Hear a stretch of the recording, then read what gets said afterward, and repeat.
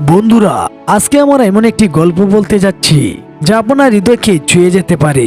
গল্পটি খুবই বেদনাদায়ক। গল্পটি শুরুতেই চীনের সাংহাই শহরে একটি অভিজাত রেস্টুরেন্ট ছিল। সেখানে প্রতিদিনই আসতো বিভিন্ন নামি দামি ব্যক্তিবর্গ এবং তাদেরকে ইমপ্রেস করার জন্য সেখানে অতিথি হিসাবে তাদেরকে আপ্যায়ন করা হতো বিভিন্ন জীবজন্তুর মাংস দিয়ে, যেমন সাপ, বানর, গুড়া ইত্যাদি। অপরদিকে একই প্রদেশের বুজিয়া গ্রামের সিংফু নামের এক কৃষক ছিলেন এবং তার দুটি হাতি ছিল।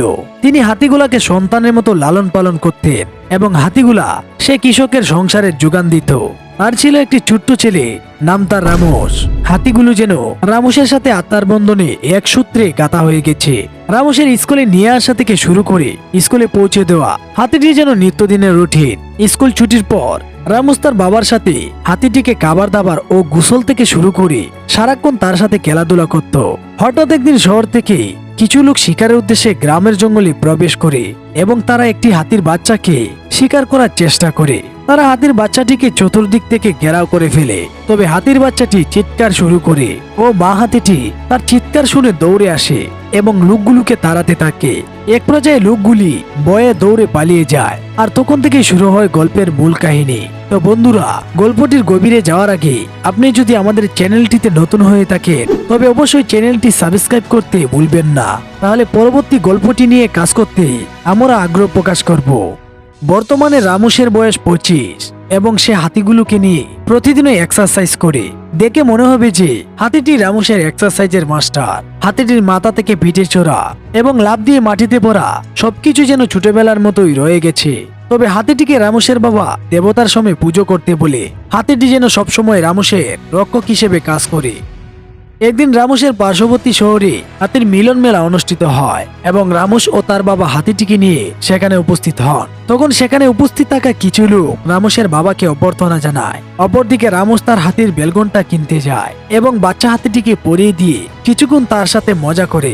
কিন্তু সেখানে উপস্থিত থাকা লোকগুলি হাতিটিকে কিছু পরীক্ষা নিরীক্ষা করে এবং এডমিনের অজুহাতে তার বাবার থেকে স্বাক্ষর নিয়ে নেয়। রামোসের বাবা যখন বুঝতে পারে যে তারা জালিয়াতি করে হাতিটিকে ক্রয় করে নিয়েছে, তখন রামোসের বাবা তাদের প্রতি রেগে গিয়ে তাদের সাথে হাতাহাতি শুরু হয়ে যায়। এক পর্যায়ে সেখানে থাকা অবস্থিত চিজুম নামে এক ব্যক্তি রামোসের বাবাকে গুলি করে। গুলির শব্দ শুনে রামোস তৎক্ষণিক সেখানে উপস্থিত হয় এবং এসে দেখে তার বাবাকে কেউ যেন গুলি করে ফেলে রেখেছে। তখন তার বাবা নিজের কথা চিন্তা না করে হাতিটিকে বাঁচানোর জন্য তাকে আদেশ করে। তখন রামোস তার বাবার আদেশে হাতিটিকে বাঁচানোর জন্য দৌড়ে সামনের দিকে এগোয়। কিন্তু ততক্ষণে ওই লোকগুলি হাতিটিকে কাবার বেনে বন্দি করে ফেলে এবং দূর শহরে নিয়ে যায়। পরের দিন রামোস তার বাবার নামে পুজো দিয়ে হাতি এবং তার বাবার হত্যাকারীদেরকে খুঁজে বের করে এবং সেখানে পৌঁছে তাদের অনেককে দেখতে পায়। তখন তাদের প্রতি তার অনেক ক্রোধ জাগে ও তাদের মধ্যে কয়েকজনকে উত্তম মধ্যম দিয়ে হাতিটির সন্ধান নেয় এবং সে জানতে পারে যে হাতিটিকে সাংহাই শহরে পাঠিয়ে দেওয়া হয়েছে। তখন রামোস সেখান থেকে চলে যায় এবং পরের দিন রামোস সাংহাই শহরে পাড়ি জমায়। রামোস এয়ারপোর্ট থেকে শহরের দিকে যাওয়ার জন্য একটি ট্যাক্সি ভাড়া করে এবং ট্যাক্সি ড্রাইভারটিকে একটি ঠিকানা দেখায়। ট্যাক্সি ড্রাইভারটি সহজেই ঠিকানাটি ছেড়ে ফেলে। তবে কিছুক্ষণ যেতে না যেতে পুলিশ তাদেরকে দাওয়া করে, কারণ ট্যাক্সি ড্রাইভারটি ছিল সেই শহরের দুষ্টু চক্রের একজন। অনেকক্ষণ ট্যাক্সিটিকে দাওয়া করার পর পুলিশ তাদেরকে ধরতে সক্ষম হয়। তবে ট্যাক্সি ড্রাইভারটি নিজেকে বাঁচানোর জন্য রামোসের মাথায় বন্দুক ঠেকায়, কিন্তু রামোস কিছুই ভেবে উঠতে পারছিল না। তবে কিছুক্ষণ পরে ওই লোকটির কাছ থেকে রামোস বন্দুক কেড়ে নেয় এবং পেরিস নামে একজন পুলিশ ওই লোকটিকে গুলি করে। কিন্তু পুলিশ আরেকটি গুলি রামোসের উপর করে এবং রামোস সাথে সাথে সেখান থেকে দৌড়ে পালায় এবং রামোসকে ধরার জন্য পেরিস আদেশ করে। তবে এক পর্যায়ে পুলিশগুলো রামোসকে ধরতে সক্ষম হয় এবং পেরিস নামে পুলিশ তাকে গুলি না করে থানায় নিয়ে যেতে বলে। তবে টমার নামে পুলিশটি পেরিসের কাণ্ডে অবাক হয় এবং কিছু সন্দেহ প্রকাশ করে। কিছুক্ষণ যাওয়ার পর রামোসকে পুলিশ কিছু জিজ্ঞাসা করে সে কোথায় থেকে এসেছে এবং কেন এসেছে। তবে রামোস তাদের কথার উত্তর না দিয়ে চুপ করে বসে আছে। কিছুক্ষণ পর রামোস তাদেরকে বোঝানোর চেষ্টা করে যে তার হাতিটিকে কেউ শহরে নিয়ে এসেছে এবং সে হাতিটির খুঁজে শহরে পাড়ি জমিয়েছে। কিন্তু পুলিশগুলি তার কথা কিছুতেই বিশ্বাস করতে পারছিল না। তখন রাস্তার টমার নামে পুলিশটি একটি মেয়ের সাথে দেখা করে। তখন রামোস মেয়েটিকে চেনে ফেলে এবং পুলিশকে বলে ওই মেয়েটি সেদিন সেখানে ছিল তার হাতিটিকে নিয়ে আসার সময়। তবে পুলিশ তাকে আরো উল্টো ধমক দিয়ে তাকে পাগল বলে। কিন্তু পুলিশ যখন রামোসের কথা কিছুতেই বুঝতে চাচ্ছিল না, তখন রামোস পুলিশকে মেরে সেখান থেকে পালিয়ে যায়। ওই মহিলাটির নাম হচ্ছে চিতমাও, যে কিনা ওই রেস্টুরেন্টের মালিক ছিল। আর যার পুরো আদেশে রামোসের হাতিটিকে অপহরণ করা হয়। ওদিকে রামু জানতে পারে যে রু চাকমা নামে এক লোক ওই পুরো রেস্টুরেন্টের দায়িত্বে ছিল এবং রামু সেখানে গিয়ে তার হাতিটির সম্পর্কে জানতে চাইলে রু চাকমা তার পেছনে অনেকগুলো মাস্তান লাগিয়ে দিয়ে সেখান থেকে চলে যায়। তারপর রামুস তাদের সাথে ফাইটিং করে তাদের সবাইকে মেরে হাঁপিয়ে যায় এবং একটি রাস্তার বাড়ির পাশে ঘুমিয়ে পড়ে। তারপর সেখান দিয়ে একটি মেয়ে যাচ্ছিল, মেয়েটির নাম হচ্ছে চুচাঙ্গো। তখন মেয়েটি রামুসকে দেখতে পেয়ে সে তার বাসায় নিয়ে যায়। পরের দিন সকালে রামুস তার হাতিটিকে স্বপ্নে দেখতে পায় যেন রামু যুদ্ধের ময়দানে তার হাতিটিকে নিয়ে বিশাল সৈন্যের বিরুদ্ধে যুদ্ধ চালাচ্ছে।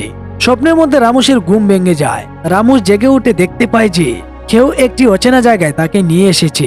তবে সে সেখান থেকে চলে আসে এবং সে তার হাতিটির খুঁজে অভিজাত রেস্টুরেন্টের দিকে যেতে থাকে। রামুস সেখানে গিয়ে দেখতে পায় হোটেলে সম্পূর্ণ দায়িত্বে থাকা রু চাকমাকে।